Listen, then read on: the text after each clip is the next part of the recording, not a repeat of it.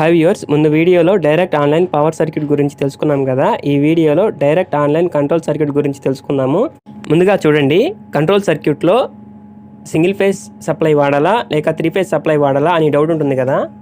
అది ఎలా తెలుసుకోవాలంటే చూడండి, మనం వాడే కాంటాక్టర్స్ అనేవి 2 టైప్స్లో ఉంటాయి. ఒకటి 220 కాయిల్ యొక్క కాంటాక్టరు మరియు రెండవది వచ్చేసి 415 కాయిల్ యొక్క కాంటాక్టరు.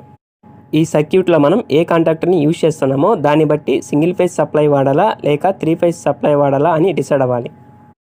ఇక్కడ నేను సింగిల్ ఫేజ్ కాయిల్ యొక్క కాంటాక్టర్ని యూజ్ చేస్తున్నాను కాబట్టి సింగిల్ ఫేజ్ సప్లై తీసుకొని కంట్రోల్ సర్క్యూట్ ఎక్స్ప్లెయిన్ చేస్తాను.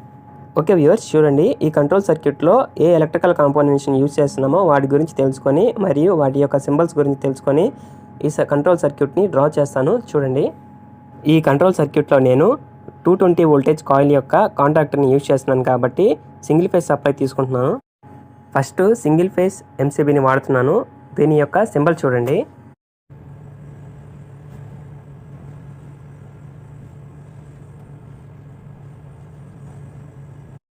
చూడండి, సింగిల్ ఫేజ్ ఎంసీబీ యొక్క సింబల్. దీని తర్వాత థర్మల్ ఓవర్లోడ్ రిలే యొక్క ఎన్సీని వాడాలి. ఆ ఎన్సీ యొక్క సింబల్ని డ్రా చేస్తాను. చూడండి,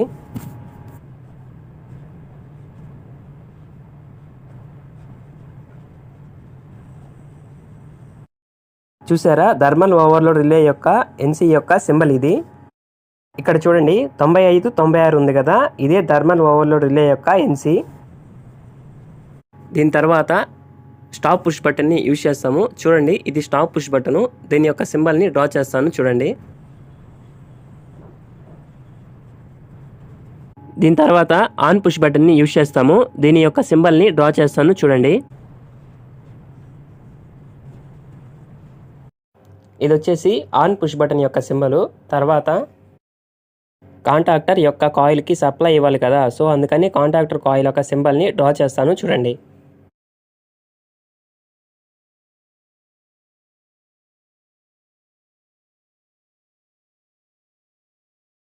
కాంటాక్టర్ యొక్క కాయిల్కి 2 ఎండ్స్ ఉంటాయి కదా, మొదటి end, second end, A1, A2.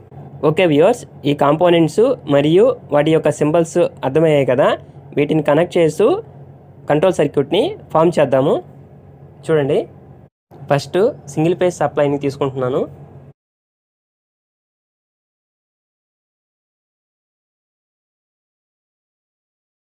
చూడండి, ఫస్ట్ ఫేజ్ వైర్ని తీసుకొచ్చేసి ఎంసీబీ యొక్క ఇన్కమింగ్ దగ్గర కనెక్ట్ చేస్తాను. ఎంసీబీ యొక్క అవుట్ గోయింగ్ నుంచి రిలే ఎన్సీ యొక్క ఇన్కమింగ్కి కనెక్ట్ చేస్తున్నాను. చూడండి, మళ్ళీ రిలే ఎన్సీ అవుట్ గోయింగ్ నుంచి స్టాప్ పుష్ బటన్కి కనెక్ట్ చేస్తున్నాను. మళ్ళీ స్టాప్ పుష్ బటన్ నుంచి ఆన్ పుష్ బటన్కి కనెక్ట్ చేస్తున్నాను. మళ్ళీ ఆన్ పుష్ బటన్ నుండి కాంటాక్టర్ యొక్క కాయిల్కి కనెక్ట్ చేస్తున్నాను, A1కి. తర్వాత A2 ఎండ్కి న్యూట్రల్ని కనెక్ట్ చేస్తున్నాను. చూడండి, ఇక్కడ సర్క్యూట్ క్లోజ్ అయింది కదా, మనము ఫేజ్ వైర్నే వాటి అన్నిటి ద్వారా కనెక్ట్ చేసుకుంటూ వచ్చి కాంటాక్టర్ యొక్క A1 కలిపాము. న్యూట్రల్ని డైరెక్ట్గా తీసుకొచ్చి కాంటాక్టర్ యొక్క A2కి కలిపాము. ఓకే వ్యూవర్స్, ఇప్పుడు నేను కంట్రోల్ సర్క్యూట్కి సప్లై ఇస్తున్నాను. సప్లై వచ్చేసి ఎంసీబీ దగ్గర ఆగుతుంది.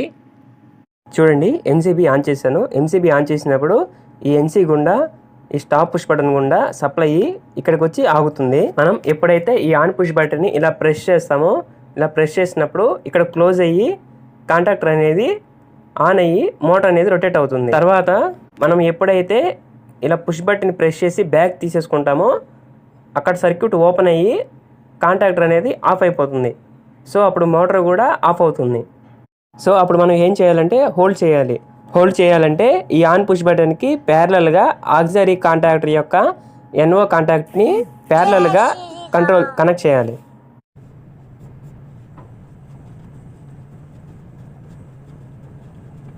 చూడండి, ఈ కంట్రోల్ సర్క్యూట్కి మనం సప్లై ఇచ్చామనుకోండి, సప్లై అనేది ఇక్కడికి వచ్చి ఆగుతుంది కదా. ఇక్కడికి వచ్చి ఆగినప్పుడు ఎప్పుడైతే ఈ ఆన్ పుష్ బటన్ ఇలా ప్రెస్ చేస్తామో, ఇలా ప్రెస్ చేసినప్పుడు ఈ ఓపెన్లో ఉండి క్లోజ్ అయ్యి పవర్ అనేది వచ్చి కాంటాక్టర్ అనేది ఆన్ అవుతుంది కదా. ఈ కాంటాక్టర్ ఆన్ అయినప్పుడు మోటార్ అనేది తిరుగుతుంది. ఇలా ఈ పుష్ బటన్ ప్రెస్ చేసి మళ్ళీ వెనక్కి తీసినప్పుడు ఇది ఓపెన్ అయిపోతుంది కదా. ఓపెన్ అయినప్పుడు కాంట్రాక్టర్ అనేది ఆఫ్ అయిపోతుంది. సో అందుకని కాంటాక్టర్ని హోల్డ్ చేయాలి కదా. హోల్డ్ చేయాలప్పుడు ఆన్ పుష్ బటన్ ప్యారలల్గా కాంటాక్టర్ యొక్క NOని దీన్ని కనెక్ట్ చేయాలి. అప్పుడు చూడండి, ఇది ఇలాగ బ్యాక్కి వెళ్ళిపోయినా కూడా ఇది క్లోజ్ అయ్యి ఉంటుంది కదా. ఇది క్లోజ్ అయ్యి కాంటాక్టర్ అనేది ఆన్లోనే ఉంటుంది. ఈ కాంటాక్టర్ని ఆఫ్ చేయాలంటే ఈ స్టాప్ పుష్ బటన్ ప్రెస్ చేసినప్పుడు ఈ కాంటాక్టర్ అనేది ఆఫ్ అవుతుంది. ఓకే వ్యూవర్స్, కంట్రోల్ సర్క్యూట్ అర్థమైంది కదా. చూడండి, ఫస్ట్ మనం సింగిల్ ఫేస్ MCBని వాడతాము.